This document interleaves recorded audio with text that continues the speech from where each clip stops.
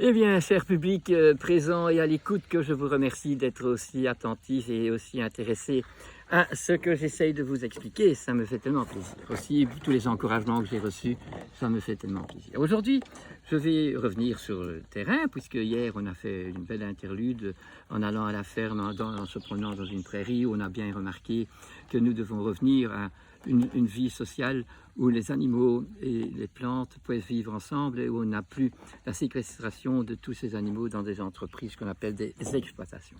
Et voilà, je dois vous parler de l'alimentation. On est loin d'avoir fini ce schéma. Et donc, l'alimentation, on sait qu'au départ, elle doit être vivante, qu'elle peut être dans un niveau de départ qui peut être une semence qui grandit, un germe, et puis c'est un moment où elle est en pleine maximalité de négantropie, le plus fort qu'on peut avoir, et puis elle doit pourrir. Mais n'oubliez pas que quand on est au bout de cette partie-là, eh bien, si on a gardé les semences, eh bien, on va pouvoir les semer et on a une réserve pour l'année d'après.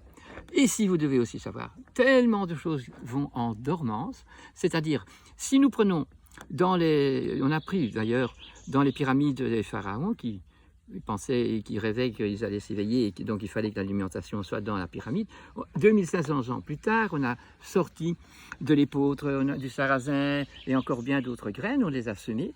Elles étaient simplement en dormance, elles se sont éveillées quand on les a mis à la terre et elles donnaient des blés extraordinairement vitaux, parfois mieux que ceux que nous avons aujourd'hui. Donc vous devez comprendre que nous aussi, quand on s'est sédentarisé, on a dû donner une deuxième vie. Quand j'ai mon raisin, au meilleur moment, eh bien après j'en fais du bon vin, après j'en fais même un grappa. Et à chaque fois, j'ai une utilité qui est sociale et qui permet d'avoir une plus grande longévité du produit que nous avons.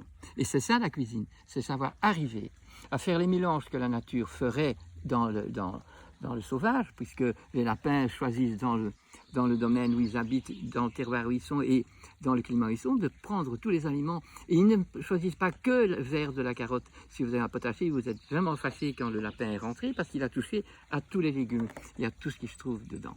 Donc, revenir à l'idée que la stabilité, la routine, toujours la même chose n'est jamais bon, même si l'élément est bon. Parce que si vous mangez dans cette négantropie des choses tellement fortes et tellement bonnes, et que vous ne faites pas du sport, eh bien vous n'allez pas être bien. Si vous avez mal à l'estomac, ben vous allez manger une pomme qui a été oxydée, râpée, oxydée. Et pour chaque endroit et place dans l'évolution d'un fruit ou d'un légume ou d'un animal, nous avons une propriété extraordinaire, et ou bien dans son contraire. Voilà. Dès que dans nos sociétés, nous avons inventé une nouvelle stratégie, non plus une stratégie, un nouvel instrument, parce que jusqu'à un certain moment, l'humanité avait des instruments, c'était fait par des artisans, on savait faire un four, un feu, on savait créer un fourneau. Mais tandis que maintenant, on ne sait jamais faire un four à micro-ondes, on ne sait jamais faire une plaque à induction. Tous ces éléments-là sont faits par des technologistes qui connaissent et qui ont besoin d'ordinateurs et de moyens absolument importants. Donc à un certain moment, on est parti sur la Lune. Et pour partir sur la Lune, évidemment, on ne peut pas avoir un vrai four, on ne peut pas avoir une vraie flamme, on ne peut pas avoir de la vraie chaleur, ou sinon tout explose là-haut. Il n'y a pas d'oxygène et ça ne marche pas non plus dans ce vacuum. Donc, on a inventé le four à micro-ondes. Mais pourquoi avons-nous commencé à l'employer dans notre cuisine? Nous avions encore des bons légumes, des bons fruits, des animaux bien élevés, eh bien on les a démolis. On a pris l'énergie solaire qui est dans toutes les cellules de l'aliment qu'on va manger et qui est encore vibrant, parce que tant que c'est en vie, ça vibre, chaque protoplasme est plein de vie, c'est vraiment comme une mare où on voit